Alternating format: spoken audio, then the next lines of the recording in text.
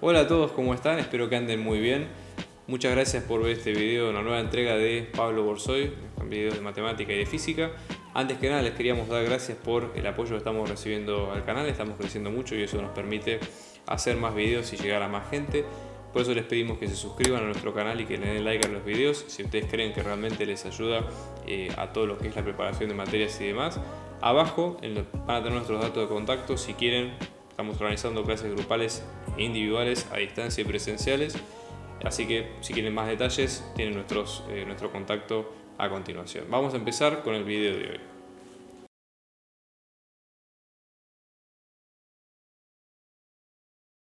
Vamos a proceder a hacer el ejercicio 6, que en este caso lo que va a pedir es lo siguiente. Tenemos que encontrar núcleo de imagen de las transformaciones que resultaron, o de las funciones que resultaron transformaciones lineales en los ejercicios anteriores.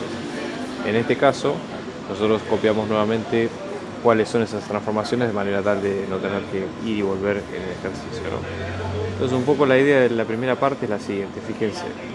Nosotros vamos a tener esta función que es básicamente esta transformación lineal f de x1 en x2 y x3, ¿sí? Que es este vector resultante que ustedes ven acá, y la idea es tratar de hallar, ya les digo, núcleo de imagen. Entonces vamos a empezar primero repasando qué es el núcleo, ¿no?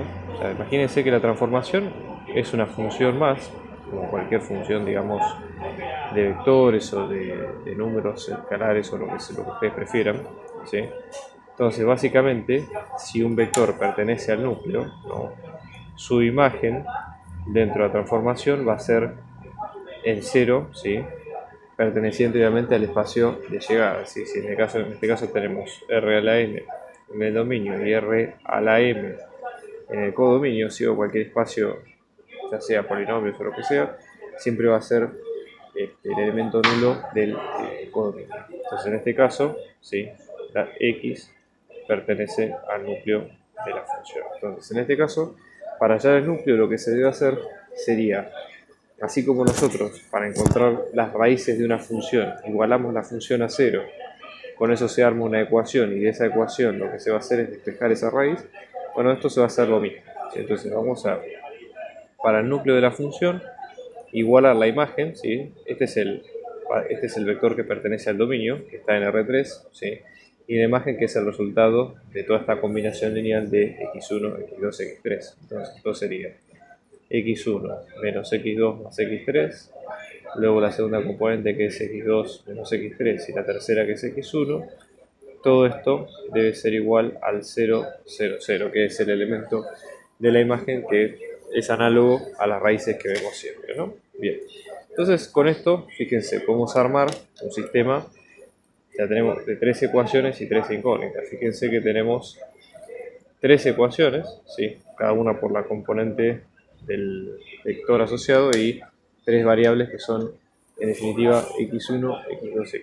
Entonces, fíjense, vamos a tener para la primera fila x1 menos x2 más x3 es igual a 0. Para la segunda fila vamos a tener x2 menos x3 es igual a 0. Y para la tercera, x1 es igual a 0. Resolver esto es directamente aplicar, digamos, lo que es la triangulación de Gauss, si no hay demasiada vuelta que darle. Fíjense de la última ecuación que x1 es igual a 0, luego de la segunda ecuación que x2 menos x3 es igual a 0, podemos sacar que x2 es igual a x3.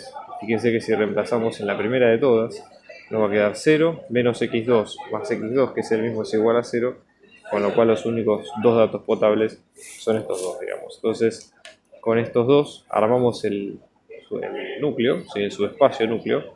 Entonces, x que pertenezca al núcleo de la función va a ser x igual a x1, x2, x3, que tenga estas características que vimos hasta acá. Entonces, en x1 vamos a tener 0, en x2 podemos tener x2, y en x3 podemos tener x2 también, ¿sí? Entonces, como subespacio, vamos a tenerlo expresado de la siguiente manera, como que el núcleo de f nos va a quedar generado, ¿sí?, si sacamos factor común acá, esto sería el 0, 1, 1, y en este caso su dimensión, por estar generado por un solo vector, su dimensión va a ser 1, ¿sí? De la misma forma vamos a sacar el conjunto imagen completo. ¿Okay? ¿Cómo vamos a hacer? Vamos a proceder, ¿no? Imagen de F. En este caso sería lo mismo, es decir, tratemos de, a este subespacio, ahora obviamente la imagen es cualquier vector, puede ser 0 o no 0, ¿sí?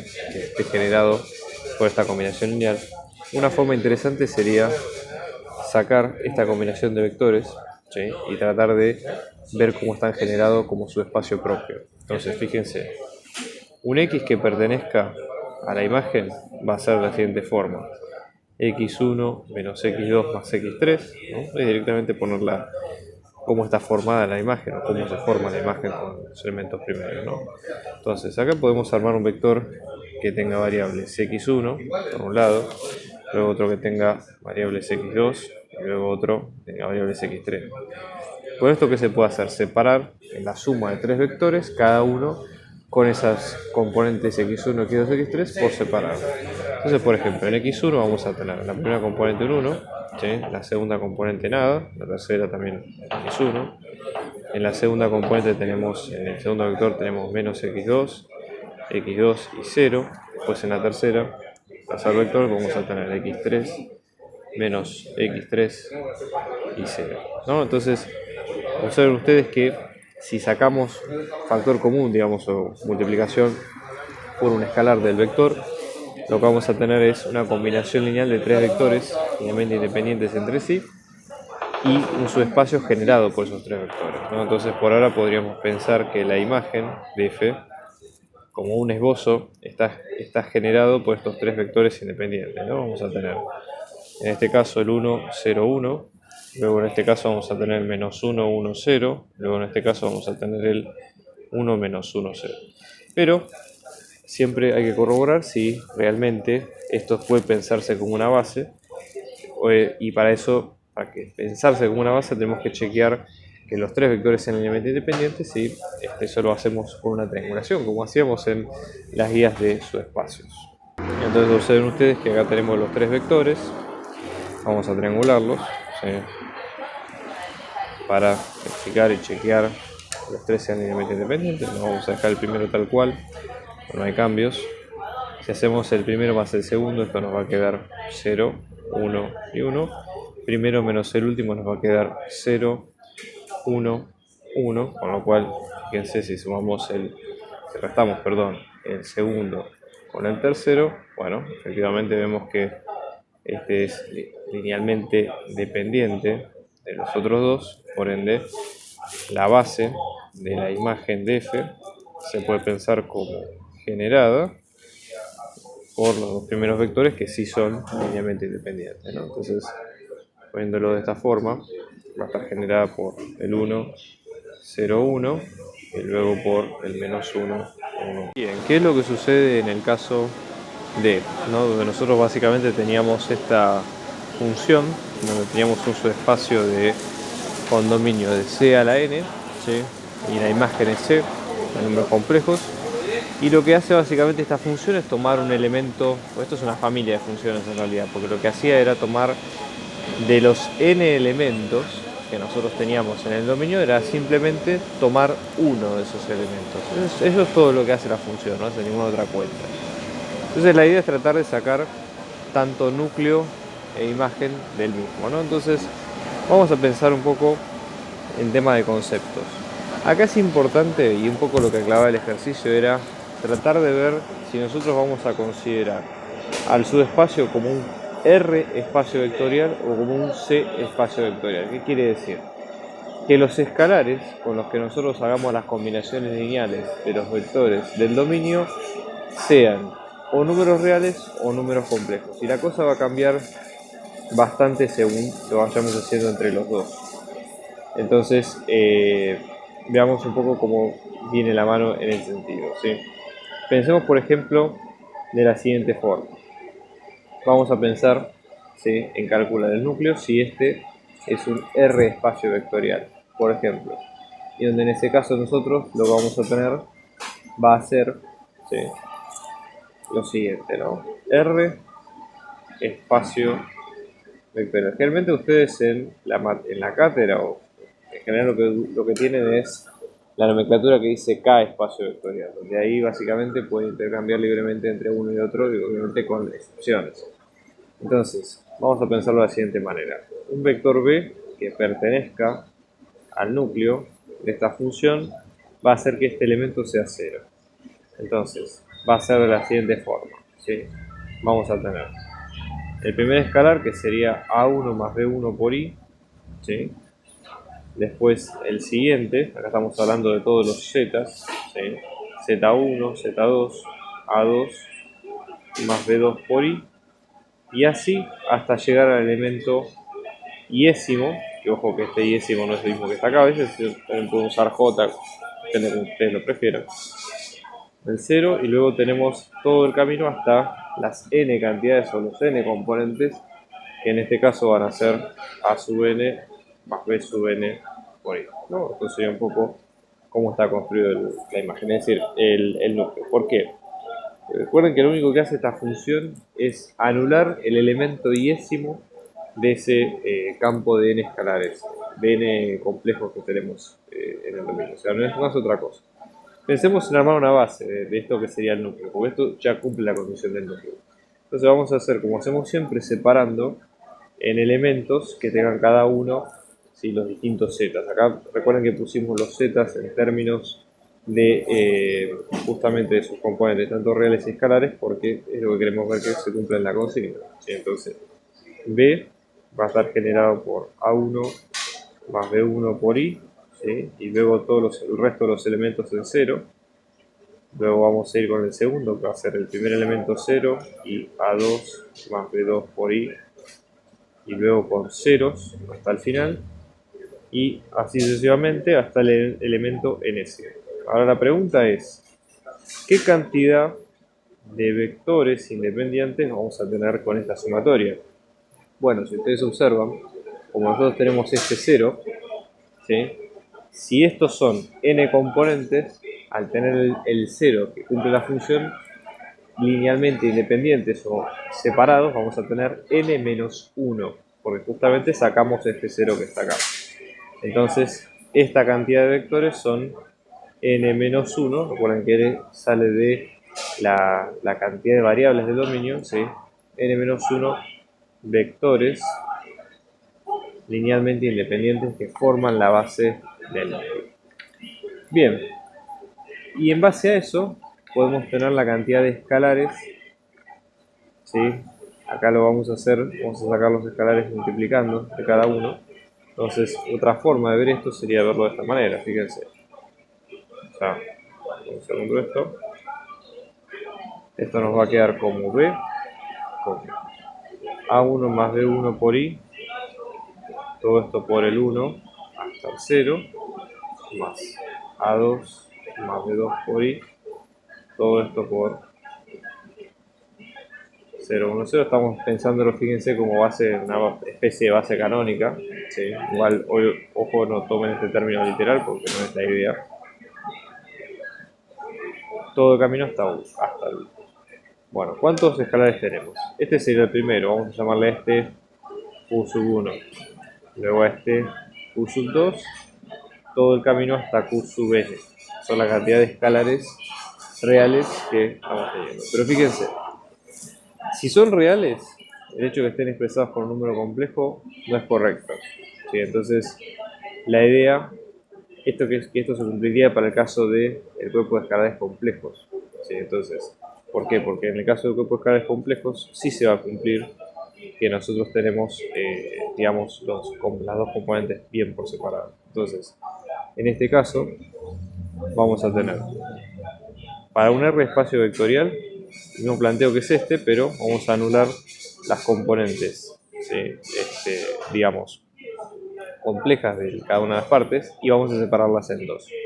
Entonces vamos a tenerlo de esta forma, ¿no? Vamos a tener B como si fuera A1, ¿sí?, por el primer vector, y luego también vamos a tener BI o B1, si quieren, por el otro vector que va a ser el I0, todo el camino hasta 0. Entonces, ojo con esto, no es que estamos haciendo, entre comillas, distributivas, es otra forma de plantear lo mismo. ¿Por qué? Porque nosotros vamos a tener que A1 y B1, los dos son escalares reales, en el caso de R espacio vectorial. Pero ahora, por un vector solo que teníamos antes en complejos, ahora vamos a tener dos acá. Entonces, si seguimos todo el planteo hasta el enésimo vector, nos va a quedar como A sub n por el 0, perdón, 0, 0, 0 hasta 1, y el enésimo vector en B, que nos va a quedar todo el camino hasta el último i. Entonces, en un R espacio vectorial, lo que ustedes van a tener es lo siguiente. Van a tener que la dimensión, ¿sí?, del núcleo de F tiene el doble de vectores que antes. Entonces vamos a tener que esto nos va a quedar como 2 por n menos 1, ¿sí? Y la imagen, fíjense que la imagen en este caso, como solamente corresponde al vector en 0, ¿sí?, el vector en 0 va a estar generado por el número 1 y la variable i, que son justamente las dos partes que se anulan con esto. Entonces, en este caso la dimensión de la imagen nos va a quedar un 2. Si es en el caso del C espacio vectorial, el planteo original queda como sigue. Entonces, esto va a quedar como un C espacio vectorial y esto nos va a quedar de la siguiente forma. Fíjense, acá tenemos n-1 vectores. Fíjense, acuérdense que acá, más allá que este sea el enésimo, sacamos el de 0, que es el que provoca el núcleo, que genera el núcleo, ¿no? Entonces vamos a tener la dimensión del núcleo de F, nos va a quedar como n-1 directamente, y la imagen, como es un solo 0, y ese 0 incluye al elemento complejo y al elemento real, la dimensión es simplemente 1, a distinto que habíamos tenido al principio, ¿sí? Entonces acá está la diferencia para cada uno de los dos campos en este caso. Bien, si ustedes observan en este caso, el que sigue, nosotros vamos a tener una transformación que va a ir de las matrices cuadradas de 3×3 a los reales, y básicamente lo que va a hacer esta transformación es calcular la traza de la matriz. La traza de la matriz es la multiplicación, ¿sí?, la suma, perdón, de cada uno de los elementos de la diagonal. Y en este caso, fíjense, nosotros vamos a tener nuestra transformada, ¿sí?, de x. Si en este caso x como matriz va a ser A11, A12, ¿no?, y así sucesivamente. ¿Qué es lo que vamos a hacer nosotros? Vamos a sumar todos los elementos de la diagonal. Si este es x, ¿sí?, esta es la diagonal, entonces la traza va a ser simplemente la suma de 3 elementos en este caso, ¿sí? Entonces, pensémoslo de la siguiente manera. Si hablamos del núcleo de F, estamos hablando de, esto es la imagen, ¿correcto? Parte de la imagen está generada así. Entonces el núcleo de F va a ser aquella matriz donde esta suma nos va a dar 0. ¿Por qué nos sirve esto? Porque justamente una de las opciones es, nosotros tenemos 3 variables, una sola ecuación, entonces podemos despejar una en función de la otra. Por ejemplo, A33, si la pasamos al otro lado nos va a quedar como A11 más A22, ¿sí? Y en este caso esto nos va a quedar como A11 menos A22, y ya con esto, más allá de que después tenemos todo el resto de los elementos, ¿no?, podemos igual generar una base. Fíjense, son 9 elementos porque es una matriz de 3×3. Entonces, para el núcleo de F, ¿sí?, para un X que pertenezca al núcleo de F, nos va a quedar como todo el resto de la matriz tal cual. Si esta parte la estoy copiando directamente, pues estos, fíjense que el resto de los escalares no hubo modificaciones, excepto el último, que acá decimos reemplazarlo, y que nos va a quedar como menos A11 menos A2. Entonces, acá tenemos 8 escalares bien distintos entre sí. Y eso nos permite a nosotros poder armar una base de 8 matrices que van a ser linealmente independientes. Sabemos que son, o por lo menos deberíamos chequear que son linealmente independientes, pero igualmente todo indica que sí, que va a ser así. Y con esto armamos la base. Entonces, fíjense, vamos a tenerlo de la siguiente forma, ¿no? Vamos a tener x, nos va a quedar como A11 por, acá tenemos un 1, acá tenemos un menos 1 y el resto de los elementos todos con 0.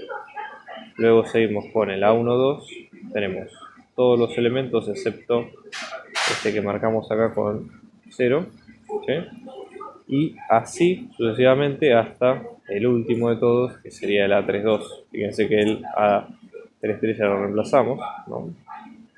Entonces acá no ponemos todo justamente por un tema de simplicidad, pero eso sería un poco la idea. Entonces, acá la cantidad de matrices son 8 linealmente independientes. Entonces, piensen en cada matriz como un elemento, como si fuera una especie de vector extendido, entre comillas. Ojo, no usen esa nomenclatura en los parciales, ¿sí? Solamente para que se entienda el concepto. Pero eso que nos indica a pensar que la dimensión del núcleo, como nosotros estamos hablando de 8 matrices linealmente independientes, son 8 elementos linealmente independientes con los que hacer combinación lineal, con lo cual esa dimensión va a ser de 8. ¿Sí? ¿Cuál es el tema de la imagen? Fíjense, acá esto es un poco más tramposo por lo siguiente. La imagen es un número real, porque básicamente se trata de la suma de escalares de una matriz. Con lo cual, nosotros decimos, bueno, ¿cuál puede ser la limitación o cuál puede ser el recorrido de la imagen que pueda estar limitado? Si es que tenemos alguno, ¿no? Esto hay que pensarlo un poco fuera de la caja, porque justamente como la imagen, fíjense que nosotros partimos de un dominio que es una matriz a un codominio que es una imagen, que es un escalar, perdón. Entonces, en el caso de que sea un escalar, como acá no tiene limitaciones por ser una suma de números que en sí son válidos para todos los números reales, entonces simple y llanamente acá la imagen puede ser cualquier número real, no tiene, digamos, distinciones con respecto a eso. Entonces podemos poner a partir de esto que, digamos, por no existir ninguna restricción, la imagen de la función directamente van a ser todos los números reales y su dimensión, ¿sí? La base, digamos, en este caso, si ustedes, como estamos hablando de escalares, pueden pensar, supónganse que lo hacemos análogo a lo que sería los polinomios, ¿no? En este caso estamos hablando de los escalares, entonces la base sería un 1, porque el 1 con combinación lineal con cualquier otro escalar puede dar el escalar que deseemos, y por ende, si este es el caso, la dimensión de este subespacio, que es un solo escalar, directamente nos da 1, y con esto ya terminamos. ¿Qué pasa, por ejemplo, en el caso F, ¿no? Donde acá tenemos una transformación lineal que lo que va a ir es de un dominio de polinomios de grado 3 a un codominio de polinomios de grado 5, ¿no? Que tiene la forma siguiente que ustedes ven acá. Es directamente multiplicar el polinomio de la base por A, digamos, A siendo un polinomio que es función de t cuadrado más t. Entonces vamos a tratar de encontrar de vuelta núcleo e imagen. Pensemos de la siguiente forma. El núcleo, ¿sí?, si pertenece al polinomio de grado 3, son todos los polinomios de grado 3 cuya imagen es el vector nulo. ¿Sí? Entonces, en este caso estamos hablando de un producto de un polinomio con otro, ¿sí?, básicamente. Entonces, del polinomio A con el polinomio P. Entonces, si la imagen tiene que ser 0, pensemos de la siguiente forma, ¿no? Estamos acá en el núcleo de F, o podemos pensar, si quieren, en P que pertenezca al núcleo de F, entonces quiere decir que entra P en la función y sale 0, que es el vector nulo. Vector nulo en este caso también sería polinomio nulo. Pero ¿qué es lo que pasa con P? Es decir, ¿cuál es la imagen acá en este caso? Sería polinomio A que es fijo por P. Si esta multiplicación, que es lo que ocurre en la función, nos da 0, eso da dos posibilidades. O que este sea 0, o simplemente que este sea 0. ¿Sí? Entonces, pensemos de la siguiente forma. Para que esto ocurra, ¿sí?, nosotros ya sabemos directamente que esto no puede ser porque A es un polinomio fijo, ¿sí?, y básicamente la única forma que hacerlo sea que T sea 0. Porque acá estamos hablando del polinomio como familia. Por ende, esto no es cierto. Pero sí, para que esto sea 0, entonces la única opción de descarte que nos queda es que P sea 0. Entonces eso lo que habla es de que la única forma de que se anule esta transformación sería que el vector nulo o el polinomio nulo de grado 3 sea parte del núcleo. Entonces, en este caso, el núcleo de esta transformación nos van a quedar todos los polinomios nulos de grado 3. La nomenclatura que usa la cátedra es esta, 0 de P3. Quiere decir, ya les digo, el P3, vamos a pensarlo de esta forma, como 0 por t cubo, más 0 por t cuadrado, más 0 por t, más 0 por 1, que es directamente 0. ¿Sí? Es básicamente, esto es una forma de decir, digamos, va a ser que es lo mismo que pongamos 0, pero para que se entienda bien de qué estamos haciendo referencia. Después, viene el tema de la imagen. Entonces, lo que pide la imagen justamente es todos los polinomios de grado 5, ¿sí? Generalmente son las imágenes de polinomio de grado 5. Fíjense, nosotros estamos hablando de un polinomio de grado 2 multiplicado por un polinomio que es mínimo o como máximo de grado 3, perdón, que va a ser mínimo de grado 0 si quieren. Entonces básicamente, ¿cuál sería la idea en este caso? Vamos a buscar algunos generadores en este sentido. Pensemos en pensar esto como si fuera una especie de cambio de base y usar el teorema acorde. La cátedra, digamos, no menciona a un número especial en esto, pero vamos a ver cómo se puede pensar. Pensemos, por ejemplo, en una base del dominio, ¿no? La base de P3, que en este caso, si tomamos los mismos componentes que usamos acá escritos, nos va a quedar como 1 para las componentes independientes, t para las lineales, t cuadrado para las cuadráticas y t cubo para las cúbicas, ¿sí? Si le aplicamos la transformación, básicamente, digamos, lo que va a pasar es que vamos a cada uno por separado, ¿sí? Vamos a hacer la transformación, ¿no? Simplemente lo que tenemos que hacer es multiplicarlo, como ustedes ven acá, por el polinomio a, que es un polinomio fijo, ¿sí? Entonces vamos a pensarlo de esta forma. Fíjense, vamos a tener f en 1, que básicamente nos va a quedar lo mismo, ¿no? Menos t cuadrado más t. Después tenemos f de t, le vamos a un grado esto, menos t cubo más t cuadrado, f de t cuadrado, que nos va a quedar como menos t a la cuarta más t cubo, y f de t al cubo, que nos va a quedar menos t a la quinta más t a la cuarta, ¿no? Ya tenemos las imágenes en general. Veamos si los generadores son linealmente independientes. La idea sería tratar de que, para que esto sea más simple y no estar, digamos, dando vueltas con los números o las combinaciones de los coeficientes, expresar justamente esos coeficientes en forma de vector, que es un poco la gracia que tiene esta materia, ¿no? Entonces, vamos a hacer acá al lado, yo voy a poner en vector, ¿sí? En este orden, en el orden acá escrito, ¿sí? de menor a mayor, ¿sí? Cuáles son las combinaciones o sea, es decir, estos vectores escritos en la base, pero en la base en este caso de P5. Entonces vamos a ponerlo base de P5, sería la misma que esta, pero extendida, obvio, a t a la cuarta y t a la quinta, ¿no? Acuérdense, eso es lo bueno de estar trabajando también con las bases canónicas de cada uno.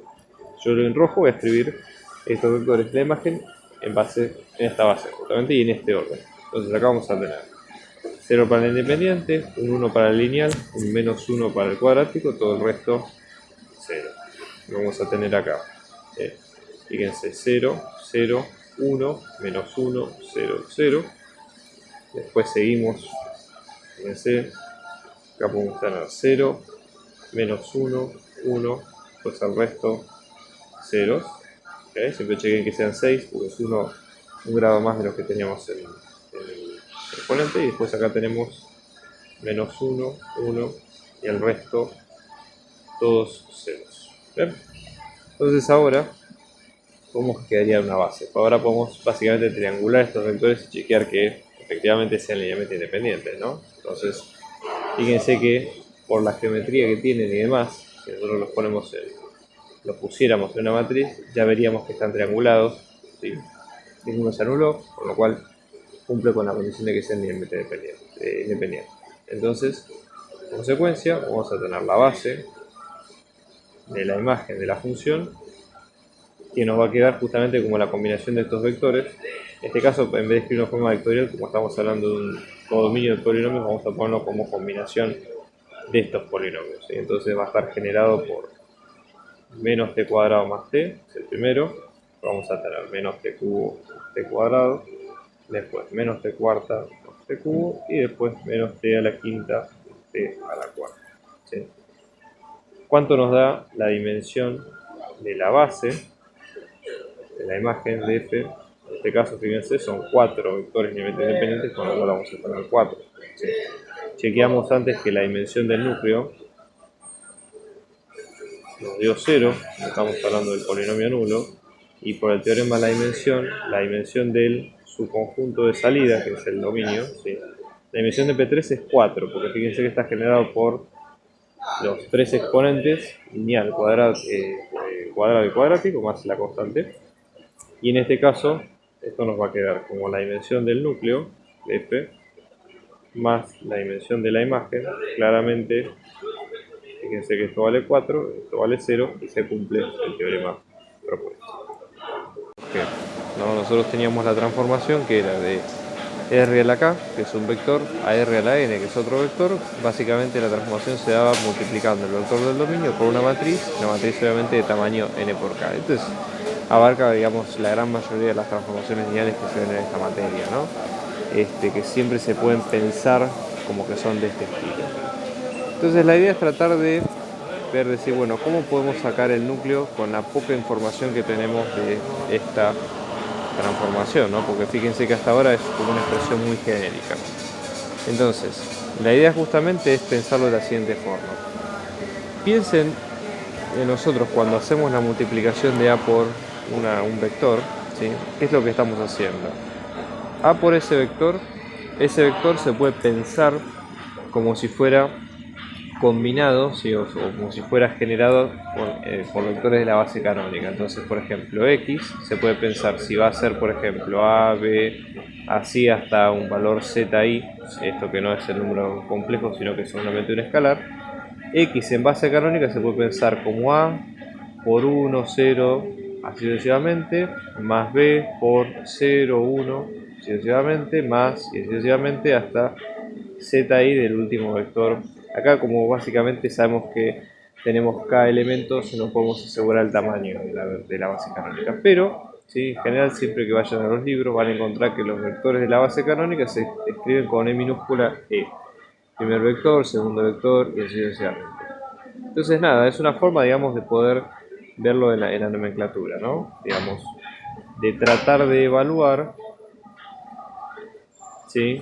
De la siguiente forma. Si tenemos una matriz multiplicada por este vector, va a ser la matriz multiplicada, ¿sí? Por toda esta combinación que nosotros vemos acá. A por, en este caso sería A por el escalar 1 más todo el resto de combinación de vectores por después los vectores canónicos. Entonces pensemos de la siguiente forma. Si esto es una matriz, nosotros podríamos pensarlo, ¿sí? Si hacemos distributiva, podríamos pensar cada elemento de esa matriz generado de la siguiente, o de la multiplicación en sí generado de la siguiente forma. La matriz A se puede pensar como si fuera una matriz cuyo espacio columna justamente es un subespacio generado por sus vectores columna. A ver si me explico. La matriz A está generada por la columna 1 de A, o sea, esto es un vector columna.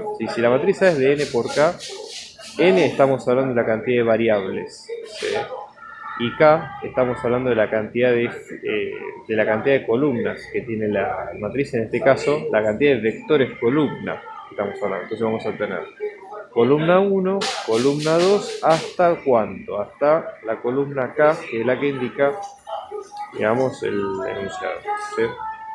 Entonces, pensando la matriz como esto, como si fuera una sucesión de vectores columna, la multiplicación nos va a quedar bastante más sencilla. Fíjense.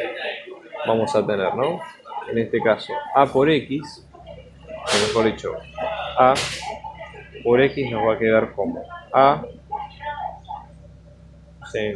Por el primer versor, más B por A por el segundo, y así hasta el último. Entonces, en ese caso, piénsenlo cómo nos quedaría para cada uno de los escalares, ¿no? A por columna 1 hasta la columna K por el versor 1 y así hasta ZI por columna 1, columna K por el versor K, ¿no? Entonces, ¿qué es lo que nosotros tenemos en este caso? Acá lo que se genera básicamente es un conjunto de generadores de la imagen, ¿sí? De la función. ¿Por qué? Porque nosotros básicamente tenemos de todos los elementos que tenemos en cada caso, digamos, en este caso para cada una de estas multiplicaciones va a llegar a R a la n, que es el subespacio de llegada. Vamos a verificarlo a través del teorema de la dimensión. Todo esto vamos a tener lo siguiente, fíjense. La dimensión del subespacio nulo, el núcleo, básicamente en este caso nos va a llegar como K, ¿sí? Que sería digamos, lo que sería el dominio o la dimensión del dominio de la función, menos el rango de la matriz, que estamos hablando de la dimensión de la imagen. El rango de la matriz, en este caso, es la cantidad de columnas que nosotros tengamos, ¿sí? Esto tenemos que escribir K menos la dimensión del subespacio columna de A, ¿sí? Entonces, fíjense, vamos a tener K, esto lo pasamos sumando, esto nos va a quedar como la dimensión de la imagen de F, que la imagen de F recuerden que está generado por los vectores del subespacio columna de A, ¿sí? Más la dimensión del núcleo de F. En este caso, acá lo que nos va a quedar es que K nos va a quedar el rango de A, es este, ¿sí? Y la dimensión del núcleo, que es esta recta, ¿sí? Entonces en este caso vamos a tener K menos el rango de A. Fíjense que la desigualdad se cumple, así que no hay demasiada vuelta con esto. Este era un caso un poco más interesante porque se trataba de todas las funciones de C infinito, que quiere decir que eran infinitamente derivables. Entonces, básicamente lo que nosotros buscábamos era la imagen de la función, era calcular la derivada de esa función. ¿Cuál sería el núcleo de esta función, ¿no? Bueno, el núcleo de esta función tiene que ser qué elemento nos va a dar, ¿sí?, que la derivada sea 0. Nosotros sabemos de derivadas que las únicas funciones cuyas derivadas son 0 son aquellas funciones que son números constantes. Entonces, en este caso, ¿sí?, digamos, si ustedes integran esta función, digamos, si lo prefieren ver así, el valor del núcleo va a ser una constante. Esa constante puede ser un número real cualquiera. Entonces, en este caso, si piénsenlo como generado como la base de los polinomios que hablamos siempre, si la constante 1, después la variable lineal t, la variable cuadrada y demás. En este caso nuestro núcleo nos quedaría de esta forma como generado por 1, que es la única constante, fue multiplicado por cualquier escalar que ustedes prefieran, y vamos a tener que la dimensión del núcleo de esta transformación, ustedes ven, acá nos va a quedar. ¿Cuál sería la imagen, ¿sí?, de esta función? Piensen que su espacio de llegada es las funciones reales infinitamente derivables, con lo cual acá en realidad no hay ningún tipo de restricción, no tenemos demasiada información y tampoco hay nada que nos haga pensar que esto está restringido, con lo cual directamente la imagen es simple y llanamente el conjunto de llegada, ¿sí?, el conjunto de funciones infinitamente derivables. No podemos asignar una base porque esto, ya les digo, puede abarcar puede ser polinómica o puede ser cualquier tipo de función, inclusive piensen en las trigonométricas, exponenciales o combinaciones de ambas. Entonces no hay forma, digamos, de poder sujetarlo a una base. Por ende tampoco sería correcto trabajar con el teorema de la dimensión en base a esto, ¿sí? Entonces no aplica en este caso porque justamente no tiene el comportamiento digamos de subespacios que requerimos para aplicarlo aquí. Piensen por ejemplo el caso ahora de I, ¿no? Digamos, donde nosotros teníamos una transformación que iba de los polinomios de grado 3 a los reales y se basaba en calcular la imagen de 0, ¿sí?, de esos polinomios. ¿Cómo podemos sacar por ejemplo el núcleo? El núcleo de esta transformación serían los polinomios de grado 3 tal que su imagen sea, por lo menos el elemento 0 sea 0. Piénsenlo de la siguiente forma si no es tan obvio, ¿no? Todo polinomio P, en este caso, va a estar generado por A0, que es una constante independiente, A1 por T, que es la lineal, A2 por T cuadrado y A3 por T cubo. Esto sería en términos generales lo que está pasando con los elementos del dominio, ¿sí? ¿Qué es lo que hace la imagen de esta transformación? Multiplica por 0, porque justamente estamos hablando de la imagen de 0, entonces vamos a multiplicar a todas las variables t por 0, ¿sí? Por ende, lo que va a ocurrir en este caso es que si se anulan todas excepto la constante, justamente la imagen es la constante. Al hablar del núcleo estamos hablando de que esto es 0, entonces estamos hablando de A sub 0 que sea 0, que es la única imagen que da 0, por ende. ¿Cuáles serían los polinomios P que pertenecen al núcleo? Serían todos aquellos donde A1, A2 y A3 serían libres, porque no hay ninguna restricción respecto de ellos, y A0 sí sería 0. Entonces nos va a quedar como A1 más A2 por T más A3 por T cuadrado. Pensemos expresados en la base canónica, ¿sí? La base canónica que es, si nosotros lo pensamos como la base canónica de los polinomios de grado T, de grado 3, que es la de siempre, ¿sí?, todos los términos ordenados del 1 hasta el T del grado del polinomio. Entonces en este caso el núcleo de F, si lo pensamos como generado por vectores de esta base, va a estar generado por en este caso un 1, perdón, acá por un t, que sería la variable asociada a esto que vemos acá.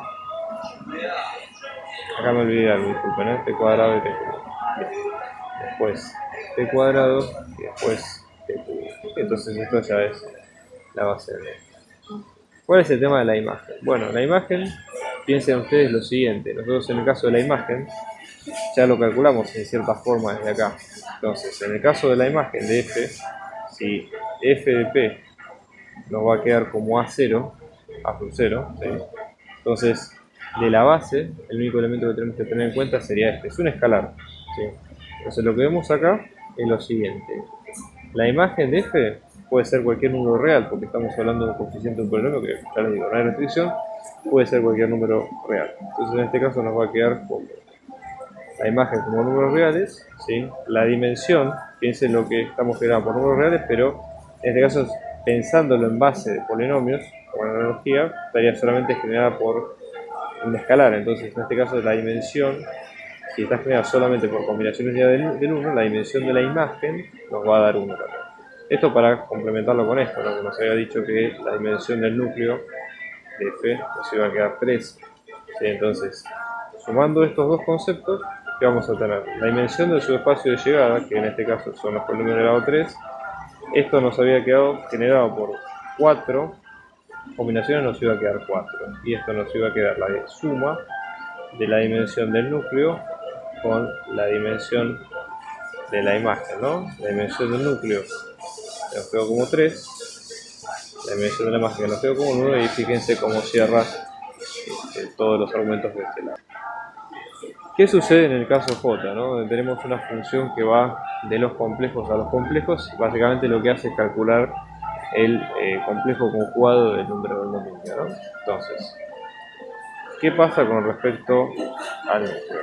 Bueno, si nosotros pensamos, el núcleo sería todos los complejos conjugados que nos dan 0. ¿Qué es un? Si vamos a tomar nuestro z como que nos va a quedar como a más b por i, y nuestro conjugado z nos va a quedar como a menos bi, entonces nos diría que a menos bi nos va a quedar 0, 0 en este caso más 0i, que también tenemos la parte compleja, con lo cual, ¿sí? Tendríamos que a nos va a quedar 0, que b nos va a quedar 0 y que por ende, ¿sí? Todo z que pertenezca al núcleo de f va a estar generado por 0, entonces en este caso sería 0 más 0i. Entonces, acá directamente, fíjense que la dimensión del núcleo, dado que es el vector nulo, nos va a quedar como 0. Entonces, acá directamente tenemos problema. Está generado el núcleo en una base, está generado por el 0, ¿sí? Complejo. 0 complejo, estamos hablando de 0, esto es lo mismo que decir esto, o 0 más 0 y si lo quieren poner en forma canónica. Esta es la forma correcta de que se puede llegar a ver en la cátedra, ¿sí? Entonces nada, lo comento para que una cosa que se entienda de conjunto y otra como lo piden en los profesores. Y después, ¿qué pasa con el tema de la imagen, ¿no? De esta función? Bueno, todo número complejo, es decir, acá la única restricción que tenemos es que tenemos el conjugado, pero todo número complejo admite un conjugado, por ende no tenemos restricciones per se. Entonces, pensemos de esta forma. Nosotros podemos tener un R complejo, ¿no? Pensemos cuál sería la imagen del conjugado de este número. Sería el conjugado del conjugado, y por propiedad de conjugado nos vuelve a quedar el mismo número. Entonces, en este caso, ¿sí? Como cualquier número admite complejo, ¿cuál sería la imagen de esta función? La imagen de esta función directamente son todos los números complejos y una base de la imagen, pensémoslo de esta forma, ¿sí? Podemos pensarlo generado por cómo está generado un número complejo, básicamente, como hemos dicho al principio, dos escalares reales, una variable real y otra variable imaginaria. Entonces, en este caso, la variable real estaría dada por 1, la variable imaginaria por, estamos pensando en su espacio R vectorial. Entonces, ¿qué quiere decir este espacio R vectorial? Que estamos considerando que los escalares son reales, ¿sí? Entonces, eso es muy importante en este caso. Entonces, vamos a tener que la dimensión de la imagen de f nos va a quedar 2, está generada por dos vectores independientes, y si vamos al teorema de la dimensión, que nos dice que la dimensión del subespacio de salida o del dominio, si nos va a quedar la suma de la dimensión de la imagen de F con la del núcleo. Observen ustedes que acá la dimensión de Y en términos reales nos va a quedar 2 porque tenemos variable real, variable imaginaria. Lo mismo nos queda con la imagen y el núcleo ya chequeamos que da 0, así que eso es el cierre por ahora. ¿Qué pasa en el último caso, ¿no? Donde acá tenemos una función que va de matrices cuadradas de n por n a matrices cuadradas de n por n, y lo que hace la función es tomar una matriz cuadrada y sumarla con su traspuesta. Eso es lo que está ocurriendo acá. ¿Qué es lo que va a pedir la transformación? Que si sumamos una matriz con su traspuesta, si nosotros estamos pensando en buscar el núcleo, ¿qué es lo que va a ocurrir en este caso? Fíjense, vamos a sumar una matriz X con su traspuesta y nos va a quedar la matriz 0, la matriz nula, es decir, una matriz cuadrada de n por n con todos elementos 0. Esto es lo mismo que si nosotros como ambas matrices del mismo tamaño, acá no hay problema, ¿sí? Podemos restar ambos lados por la matriz traspuesta. ¿Y a qué llegaríamos acá, no? Que nos quedaría la matriz X, nos va a quedar menos 1 en escalares por la matriz X traspuesta, ¿sí? Acá hay una propiedad muy interesante que es que se convierte en lo que se llama una matriz antisimétrica, ¿sí? Entonces, básicamente en la diagonal tiene un 0, ¿sí? Los elementos de la parte superior son iguales y opuestos al simétrico de la parte inferior. Es una de las formas de verlo en este caso. Entonces, ¿cómo nos quedaría esto en términos de la base, ¿no? Para que entiendan un poco la idea. Como base de R de n por n, ¿sí? Nosotros pedíamos una propiedad que habíamos visto antes, es que se puede escribir como la suma del subespacio de matrices simétricas y el de antisimétricas. Esta propiedad es pura y exclusivamente de matrices antisimétricas, ¿okay? Entonces, vamos a elegir una base de R de la n por n. Puede ser R de la n por n, podemos tomar cualquiera, podemos tomar inclusive una base canónica, pero la gracia de esto es que toman alguna que haga cumplir la propiedad que ya sabemos o que ya conocemos del ejercicio. Entonces, vamos a elegir una base de R de n por n que sea una base de subespacio de matrices simétricas en suma con la base de matrices antisimétricas. Entonces, esto nos va a quedar de la siguiente forma, ¿no? N por n, vamos a tener la suma, ¿sí?, de base de antisimétricas más, acá estoy hablando de más porque estamos hablando de una unión, ¿sí?, de la base de simétricas. Entonces, la base de antisimétricas vamos a tener, ¿no? Recuerden, toda la diagonal era en 0, ¿sí?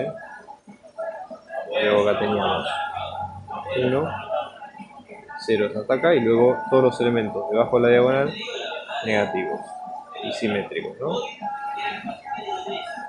Pues en este caso tenemos así hasta el último, que nos va a quedar también diagonal en 0. Acá tenemos un 1, acá tenemos un menos 1 y luego todos con ceros. Esto es la base de las antisimétricas. La base de las simétricas se la voy a poner en rojo. Entonces, vamos a tener 1, 0 después en la diagonal, todos ceros el resto, y luego así hasta el último, que nos va a quedar con unos acá y ceros en todos lados. Yo les diría, aunque piensen que es una justificación entre comillas poco seria por no poner todos los elementos, está bien porque estos son ejercicios sobre todo muy teóricos y que con la idea de tratar de entender el concepto a nivel general. Entonces nada, no se preocupen demasiado. Entonces, ¿qué es lo que va a pasar? Para toda matriz antisimétrica, la transformación da el vector nulo, ¿sí? Pues piénsenlo de la siguiente forma, ¿sí? Si X es antisimétrica, vamos a tener que la transformada de X nos va a quedar esa matriz más la traspuesta. Si es simétrica, esto y esto, la matriz traspuesta y la matriz original son iguales, con lo cual llegamos al caso de tener dos matrices iguales. Entonces acá lo que dice es que básicamente el valor es el doble en cada elemento. ¿Sí? Entonces, ¿cómo encontramos las imágenes? ¿Sí? Vamos a tener las imágenes, en este caso, van a estar generadas por las matrices simétricas, ¿no? Entonces van a estar generadas por las matrices de este lado, ¿sí? Generadas acá por 1, 0, así, y luego todo el camino hasta las matrices que quedan de este lado. ¿Sí? ¿Cómo se expresa esto en términos matriciales para la imagen?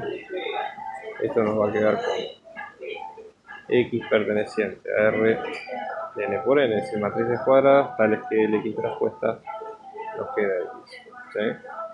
Vemos también que las matrices antisimétricas pertenecen al núcleo, y entonces la idea es tratar de ver si efectivamente es un espacio de matrices antisimétricas. ¿Sí? Entonces, vamos a recordar lo que hicimos acá, y fíjense que para el núcleo nosotros tenemos X más X traspuesta que nos da 0, por ende de acá, eso lo que vamos a tener es que no hay otros elementos, la única forma, digamos, de que se anule es que se cumpla esta condición, por ende el núcleo de la transformación, en este caso, nos va a quedar como todo X matriz cuadrada, tal que sea igual a menos 1 por su traspuesta.